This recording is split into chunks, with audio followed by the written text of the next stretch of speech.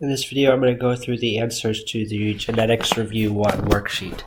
So our first set of questions here asks us to match up the description to which of these three possible inheritance patterns that description fits.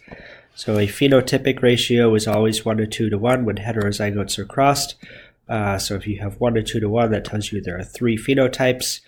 The fact that it is always that indicates that this must be codominance. Potentially could happen with multiple alleles, but it might not always, depending on if those were codominant or dominant recessive multiple alleles. The hybrid offspring results when they cross. So hybrid is results between two homozygous parents are phenotypically different from either parent. So here again you have a third phenotype appearing. So again, this would be a codominance trait. There's only two phenotypes present in a population. That would be complete or Mendelian inheritance. There are 4 or more phenotypes. That's not possible with codominance or complete dominance, so that has to be multiple alleles. A genotypic cross would be indicated using two capital letters, two different capital letters. That would be codominance. There are 3 phenotypes that result from heterozygous parents being crossed. Again, 3 phenotypes, that would be codominance, and one trait matches the expression of the other. That would be complete dominance. Now, some of these ones that could be codominance and complete dominance also could potentially show up as multiple alleles, but multiple alleles, again, could be one or both of those, so would not necessarily apply always in those cases. So our first problem, we have a homozygous red snapdragon and a homozygous white snapdragon, and they produce an F1 generation, so that's their offspring, that are all pink. So that right away should tell you that this is a codominance, because we have that third phenotype that is a blend of the other two. So here, in order to get that F1 generation, we had our RR from here crossed with our WW from here. So that generation would be all RWs. And then to get an F2 generation, you take one of these and self-fertilize it or self-cross it. So we have an RW crossed with itself. So we get RR, RW, RW, WW. Our genotypic ratio would be 1 RR to 2 RW to 1 WW. Our phenotypic ratio, we would have 1 red. The RWs would be pink, 2 pink, and 1 white. So in this cross for the F2 generation, that was when the F1 generation was allowed to self-fertilize, the probability of having a white flower color, that was 1 out of the 4, 25%. So if a red one from this previous question, so that would be an RR, is crossed with a pink one, that would be an RW. So we have an RR crossed with an RW. We do that cross out. We have RR, RR, RW, RW. We have 2 RRs for every 2 RWs. And our phenotypic ratio, 2 reds for every 2 pinks. And the probability of having a white flower here would be 0%. So our next set of problems, we have a multiple alleles, blood types. A woman who's homozygous for blood type B, so that tells us her blood type has to, or her genotype has to be BB, and a man who's heterozygous for type A. So he's type A but heterozygous, that tells us his genotype has to be AO. So our cross here between a BB and an AO, AB, AB, BO, BO. So the possible phenotypes, someone with our first 2 possibilities here, AB, the phenotype is AB, type AB blood, and someone with a BO genotype has type B blood. So those would be our 2 possible phenotypes. Now, if we have a couple whose blood is AB, their genotype has to be AB. The other individual has blood type O, their genotype has to be OO. So we have an AB crossed with an OO. We have AO, AO, BO, BO. The probability they will have a type A child, that's 2 out of the 4, or 50%.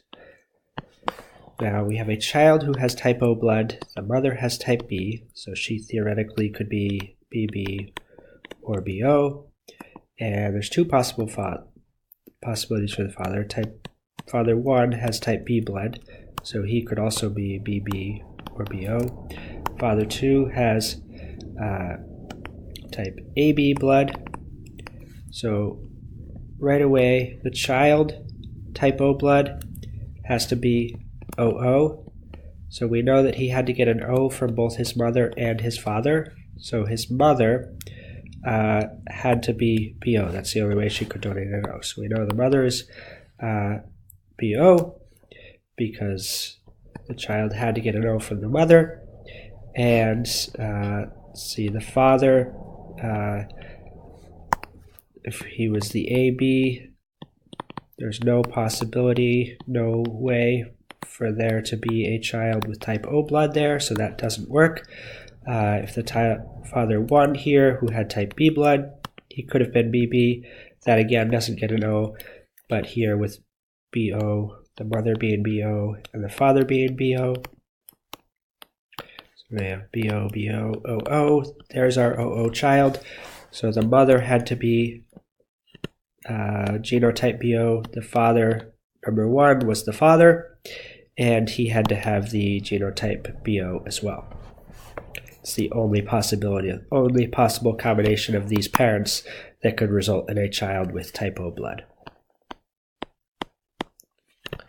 So here we have a cows. A trait being hornless is, or otherwise called polled, is represented by a big P. It's a dominant trait, and having horns is a recessive trait. So if a polled cow bull, that's a male cow, is bred with 3 cows, cow A, cow B, cow C, when bred with cow A, which is horned, a polled calf is produced. When bred with cow B, also horned, a horned calf is produced. When bred with cow C, which is polled, a horned calf is produced. What are the genotypes of the 4 parents, cows A, B, and C, and the starting bull? How you know? So let's start with the bull here. He's polled, so he has the dominant trait, so he could be big P, or he could be big P, little p. We don't have enough information yet. Cow A is horned. That's the recessive trait, so she has to be little p. Cow B here is also horned, has to be little p. And cow C here, which is polled, as a dominant, could be big P, or big P. So we have some possibilities, but we have to think about what they got out in offspring. So when cow A was crossed with the bull, a polled calf was produced. So the bull was big P, and we cross that with the little p, we get all big P, little p's. So that's possibility to make a polled calf. So that doesn't tell us anything yet about whether it was big P, because if the bull was big P, little p, and the mother was little p, we also could get some big P, little p's in there. So first off, that first cow A doesn't give us any information about the bull. But cow B here, so this was the cross with cow A, cross with cow B here. Cow B was little p, and they got out a horned calf, so they had to have an offspring that was little p. So that means that there had to be a little p coming from the bull. So the bull had to be big P, little p. So that gives us these possibilities here. So if the bull has to be big P, little p, cow A is little p, cow B is little p. Now cow C is polled, and a horned calf is produced. So in order to cross our bull here, which is big P, with something and get out a little p, a horned calf, then the only possibility we could have for C is that that is also heterozygous, say big P. That would give us our little p here. So cow A has to be homozygous recessive, cow B has to be homozygous recessive because they're both horned. The bull could have been either, but the fact that the bull with cow B had a horned offspring tells us that it had to be heterozygous, and the fact that the bull and the cow C had a horned offspring tells us that C also had to be heterozygous. And a large number of offspring could be obtained from each mating. What would you expect to be the phenotypic ratios for each cross? So the bull with A would be big P with little p. So this is with A. We have big P, little p, little p. We would expect to see phenotypes 2 polled for every 2 horned.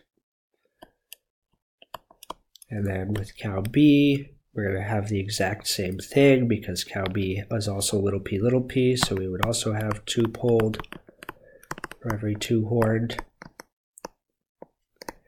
And cow C, we have a big P crossed with a big P because cow C is big P and the bull is big P, so we have big P, big P, big P, big P, little p, little p. So our phenotypes, 3 of those are polled and 1 horned there. So there's our phenotypic ratio for C.